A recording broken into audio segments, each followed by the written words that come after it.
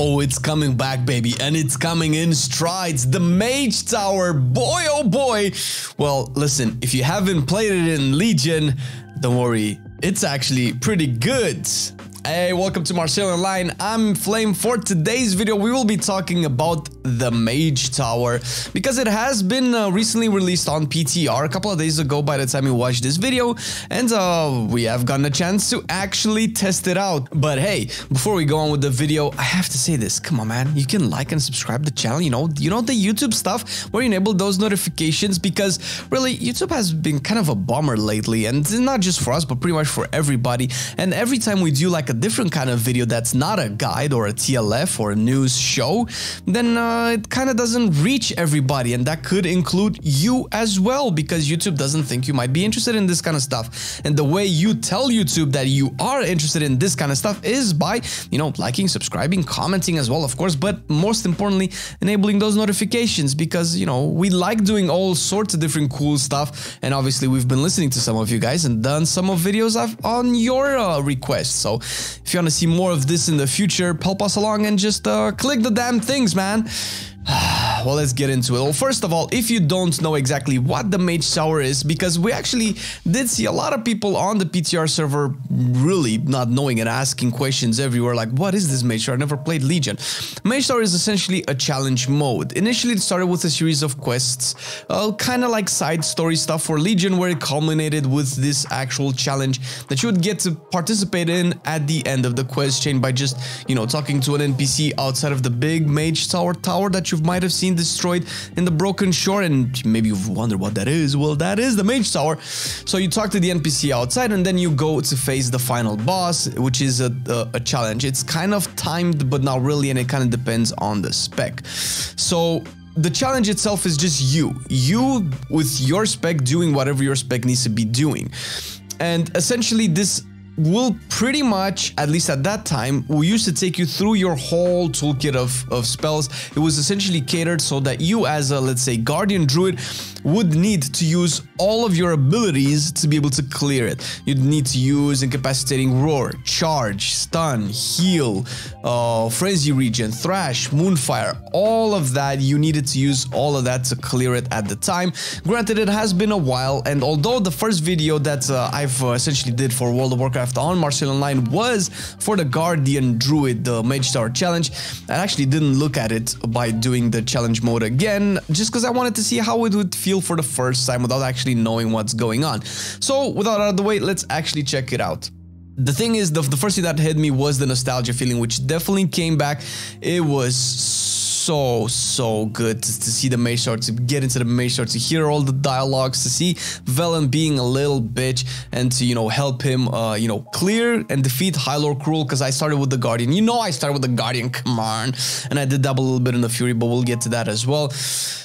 Okay, let's actually take a look at the good things of the challenge. It is surprisingly well scaled down. Obviously, you scale down to like Legion levels in terms of high level and such, and that obviously can pose some issues. But at least for the Guardian Druid, because I've heard some stories about other specs as well that it's not particularly balanced, for Guardian Druid it wasn't that bad. After about 10 to 20 tries, I was very close to getting it done without any weak auras, because at the time I had weak auras. I had Lufa's Legendary, which increases the range of your Thrash, which right now doesn't seem like it's necessary with the balance affinity. I can still hit the dude just outside of the patches stuff. It's most likely that with Lufa the range would have been a little bit bigger, but that doesn't work. Legion legendaries do not work, and we'll get to that further down the list. But otherwise, I will had like serious doubts about how this would translate into Modern WoW, because class changed since Legion. It's like 2 expansions ago. A lot of things changed since then, but in terms of scaling, it looks like it's way more possible than I thought. So fingers crossed, they actually did a pretty good job setting this up, at least for the PTR testing so far. And I'm sure with all of the players, because goddamn, there were a lot of players testing it, they'll get a lot of feedback, and hopefully it will be pretty ready to release. I think around the holidays is when it's gonna come out. Another thing to point out is that you will not be able to use your Covenant ability, obviously Soulbinds and stuff like that, and your Legion Legendary as well, which, to be fair, on Druid at the very least, it didn't really feel like a big miss. If anything, if I'd had, let's say, Convoke, yeah, it would probably trivialize the Mage Tower incredibly, especially for bear. So I think that's a good thing that they're not allowing that to be in, because think about it this way: as the bear, you kind of, at least in the first phase, you need to do damage, and it's catered around the amount of damage that you do, and then we can talk a little bit about the damage scaling as well. First phase was actually surprisingly easy, but if I had, like, let's say Boomy Convoke in the first phase, it would be like a non-freaking issue whatsoever. Same thing with the second phase with Cruel as well. If I could just, you know, stun him, Stampeding Roar, shift to Boomy, and then just do a Convoke, I would probably deal a lot more damage than was intended initially for this challenge to be completed. So I think it's a good thing. I think it's a good thing, at least for Guardian as well. I'm not sure how other specs will function with this, because I will get to another spec a little bit later into the video that I've personally tested it with. And as an overall feeling for the couple of hours that I was able to spend in it, because it's only going to be open for one day, and it just so happened that the majority of the playtesting was done while I was asleep, and that kind of sucks, because here I am, I just wanted to get this video out for you guys as quick as possible, so you know exactly what it is. Overall, the feeling was really cool. It felt once again like no bullshit super solo challenge mode. It's fun. I don't need to worry about all the background noise, all the Shadowlands story, all the covenants, all the conduits, all the legendaries, all that. No, it's just me and the thing, and I felt like I could tune out all of the bullshit and just have fun in a pretty cool challenge, and that was exactly what I did. I actually if it wasn't for lag, I probably would have trusted, because it was a little bit of PTR lag. It's, you know, it is what it is. It's a US server and we're on EU, so it's always going to be a little bit of a lag, but otherwise it was pretty good. Now let's look at the maybe not so good. Don't really want to call them bad, because negativity is strong in the community right now. Plus, I don't really think they're that bad, but it is a point to be made, and hopefully the devs take this into consideration. And it kind of all started with hopping on my Fury Warrior, because I think Guardian Druid and Fury Warrior were probably the first two that I've managed to complete back in the old days. And the problem with Fury Warrior as opposed to Guardian Druid is that you lose your artifact abilities. Sure, you use the artifact abilities for everybody, and everybody could feel it if you played at the time. You could feel it. It didn't feel like it was that necessary for Bear, at least in terms of the active ability, but it definitely feels a little bit weird for Fury Warrior, because the Swords of Valor Jar essentially filled a gap in the Fury's damage profile, where you have those, I forgot what they're called, the little imps that charge towards Agatha, that you kind of have to kill as early as possible, and you need that burst damage. You can kind of circumvent that.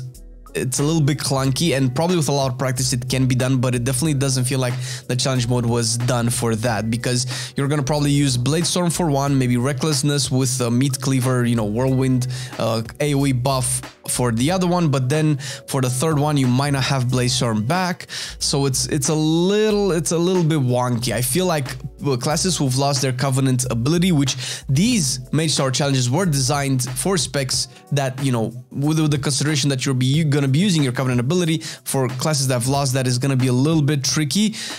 It's doable, but it definitely felt a lot harder on Fury Warrior than it did on Guardian Druids. And I mean, all the eye level is skilled, and I have pretty good trinket, but it definitely felt like I had to use the blood skill splattered blood skill, whatever, the other side tank trinket for just the AoE splash burst a little bit for some of the imps. The shield was pretty nice overall. I don't think I would need a shield if I don't fuck up the mechanics. I don't know if that shield is really necessary in terms of defensive powers, but in terms of offensive, it definitely felt a little bit off. So we'll see how they manage to build around that.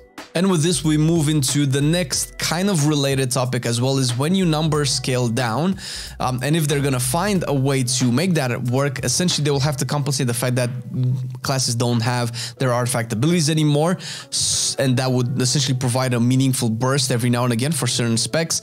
The way that they're probably going to, at least obviously how it looks on the outside, they're gonna balance that out is by, you know, tuning down the challenge a little bit, which is a tad weird, because if they do that to compensate the fact that every now and again you need burst damage, then pretty much all the other mobs could suffer tremendously by becoming trivial if they lower the numbers too much, or they essentially could lower the HP values of mobs that you are supposed to use the burst on, like the little imps. So there are actually ways that this can be fixed and addressed, so I'm not too worried about it, but it is something that I hope the devs are taking into consideration because it is a little bit wonky.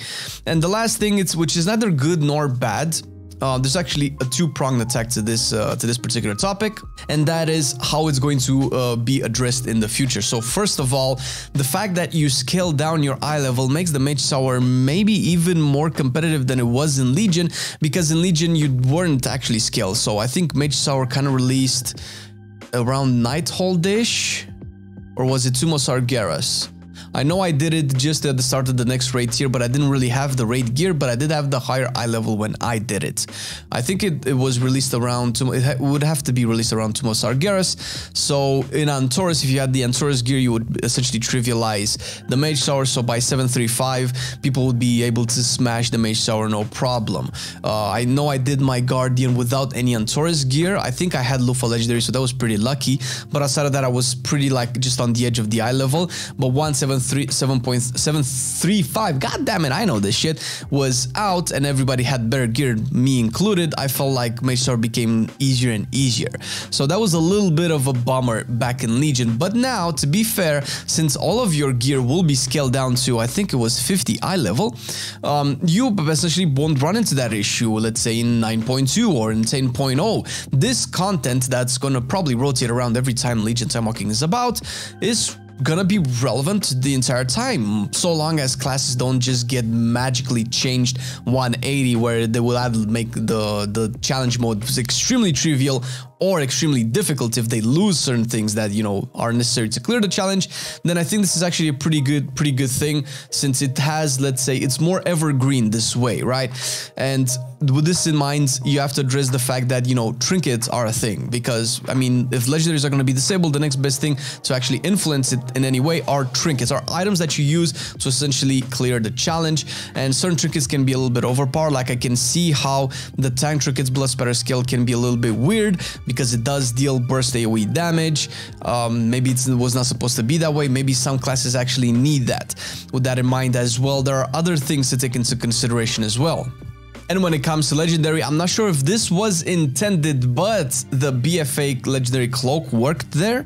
The necklace worked in the sense that it just gave you the increased Azurite, you know, necklace stats, which was a little bit more than what a normal necklace would provide you with, but other Legendaries didn't. And I personally would like to push out the concept of maybe enabling Legion Legendaries to be active. Some of them will be invalid, like for instance, Warrior has the ring, I think, that gives you the sudden death talent, right? That actually was included as a talent, where you just get a random execute procs during the encounter. Those kind of legendaries that were essentially baked into the class eventually will become invalid, but certain legendaries might actually help to essentially deal with the mechanic, and would actually make it a little bit more Legion-y. That obviously has to come down to the devs to see if they work, but they have essentially disabled the legacy effects of the legendaries completely throughout the entire game. And yes, they do not work inside the Mage Tower as well, but unless it was a bug, the Rathian Cloak, Legendary Cloak from BFA works, and the necklace works as well, which again, it stands to like either they take all of it out or just put them as they're appropriate, because it did feel pretty good to get that big main stat proc from the cloak. It was actually pretty nice. And if you can still work on the cloak, as you probably can if you still do, like, you know, BFA in 8.3 content that needs corruption resistance, then people might actually start to do those cloaks. Like, who knows? That's a different thing. But those are like the quick things that I was able to point out. Certain challenges are not particularly scaled really well. I know that our boy Lego has been doing it on his Demon Hunter, and he's kind of getting chunked really hard by Frostbolts in the Havoc challenge as well, which I've done as well in Legion, but I haven't done it this time around. I didn't have the time to test it out. So I'm hoping that, you know, all of the numbers will eventually be evened out. I did see a couple of bears with the Fell Werebear skin. I kind of wish I got it as well, but I feel like I need a couple of more hours to try it out without any weak cards or anything like that. It was a little bit getting used to it, but I think it's a really good thing, guys. It's so fucking amazing. It's so fucking welcome to finally have a challenge that you can do back to reward some prestige. Cosmetics, I don't care. Just give me cosmetics. It's perfectly fine. But is Mage Tower something that you should be excited for? Yes. Yes. God damn it. Yes. And we hope we can get more of this stuff on. It's a little bit of a shame that it's going to be on a rotation with the time walking. I'm not sure if it's going to be active the whole time. I can see the value of it being like reoccurring content as opposed to a permanent one, because, you know, you just do all of them and you know, get done with the Mage Tower. Since it's not current content anymore, it's, you know, on a rotation. That's fine. I hope that they put Legion, that they eventually put time walking in general every week, and they might be readdressing the whole weekly event type systems where you could have a time walking every week plus whatever else you could have, because right now we're having what? So Legion, WAD, Kata, Mop, Wrath, and TBC. This is already 6. So even if these time walkings would rotate one after the other every week, you would still be able to only do the Mage Tower once every 6 weeks, which right now it's probably going to be even longer than that, maybe double that, maybe once every 4 months or 3 months or something like that, which is a little bit too much in my opinion. So I hope that they essentially reevaluate the rotation of the time walking so you can have Legion time walking faster, and if possible, take this concept into other time walking events as well, where, you know, you can have like a major thing, that expansion be present for that 1 week where that time walking is active, right? Haven't actually tested a Mythic Plus yet, but we will see how those get on later on. But hope you enjoyed the video. It was actually pretty cool, and thank you to our patrons who, you know, support the channel and all of this stuff that's happening around us. And you can see the new desk and everything. Like, look, we have stuff. We have R2D2 over here. It's pretty cool. So thank you patrons for supporting us. It definitely helps a lot, and we are really grateful for it. And thank you, dear viewer, for watching the video. Check the link down below if you want to support us a little bit more and see exactly what this is all about. And well, without further ado, see you next time. Bye-bye. I've been loving it then, I still love it now. Still, I play WoW. Still, I play WoW. Getting better every day, let me show you how. Cause still, I play WoW. Still, I play WoW. It's getting harder to stay, but at the end of the day, it's a guilty pleasure, so just log in and play. Whether it's classic or retail, I'ma do a /bow. Still, I play WoW.